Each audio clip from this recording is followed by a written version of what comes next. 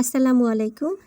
আজ ঈদের ছুটির শেষ দিন, তাই ভাবলাম নিরামিষ কিছু রান্না করি। তাই আজকে দুপুরে রান্না করেছি লাউয়ের ছিলকা ভাজি, সজনের ডাঁটা দিয়ে সরিষা এবং সজনের ডাঁটা, এবার লাউয়ের বিচি ভর্তা, আর করেছি সজনের ডাঁটা ডাল হিং দিয়ে একটা রেসিপি। তারপরে করেছি করলা ভাজি, মাছ ভর্তা। তারপর কিন্তু সবচেয়ে বেশি মজার হলো, যেটার কথা না বললেই না, লাউয়ের বিচি ভর্তাটা। এটার সাথে গরম ভাতের সাথে লেবু কষলে খেলে খুবই মজার। সেজন্য এটা আমার খুবই ভালো লেগেছে, যেটা সচরাচর আমি কাউকে দেখি না এবং খুবই নতুনত্ব মনে হয়েছে, এবং তাই তোমাদের সাথে শেয়ার করছি যে কীভাবে আমি এই লাউয়ের বিচি ভর্তাটা বানালাম। চলো দেখে আসি। প্রথমে আমি বিচিগুলা ধুয়ে পানিতে সুন্দর করে ধুয়ে এবার একটা প্যান বসিয়ে চুলায় একে একে করে আমি সব বিচিগুলা দিয়ে দিলাম। তারপরে আমি দিচ্ছি পরিমাণ মতন লবণ, পেঁয়াজ, রসুন, শুকনা মরিচ।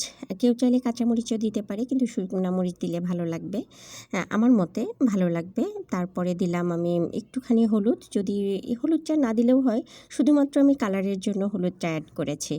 আর কেউ ইচ্ছা সবার, কেউ দিতেও পারো নাও পারো, কিন্তু দিলে অনেক ভাল লাগবে। তারপর দিয়ে আস্তে করে আমি চুলার জালটা মিডিয়াম লো এবং মিডিয়ামে রেখে ঢাকনা দিয়ে রেখেছি 10 মিনিটের জন্য। 10 মিনিট পরে আমার মনে হয়েছে, ঢাকনাটা খুলে নেড়ে চেড়ে আমি তার মধ্যে আবার মনে হলো যে আমার পেঁয়াজ দেওয়া একটু কম, সেজন্য আমি কিছুটা পেঁয়াজ অ্যাড করেছি। দিয়ে এবার আবার আমি নেড়ে ঢাকনাটা আবার দিয়ে রেখেছি 10 মিনিটের জন্য। তারপরে আবার নেড়ে দেখলাম, 10 মিনিট পরে আবার চুলাটা দেখলাম, যে খুন্তি দিয়ে দেখলাম যে আমার বিচিটা সিদ্ধ হয়েছে কিনা। যদি আমার বিচিটা সিদ্ধ হয়ে যায়, তাহলে আমার ভর্তাটা হয়ে গেছে। আমি ঠান্ডা করে আমি রেখে দিয়েছি। এবার আমি একটা ব্লেন্ডার নামিয়ে ব্লেন্ডারে সুন্দর করে ভেতরে সমস্ত বিচিগুলা ঢুকায়ে আমি রেখে ব্লেন্ড করে রেডি হয়ে গেল যে আমার লাউয়ের বিচি ভর্তা। এবং বানিয়ে চাইলে সবাই বানিয়ে খেতে পারে। আর যদি মনে হয় যে কেউ বানাতে সমস্যা, তাহলে আমার বাসায় আমন্ত্রণ রইল, সবাইকে দাওয়াত আমার বাসায় লাউয়ের বিচি ভর্তার। ধন্যবাদ।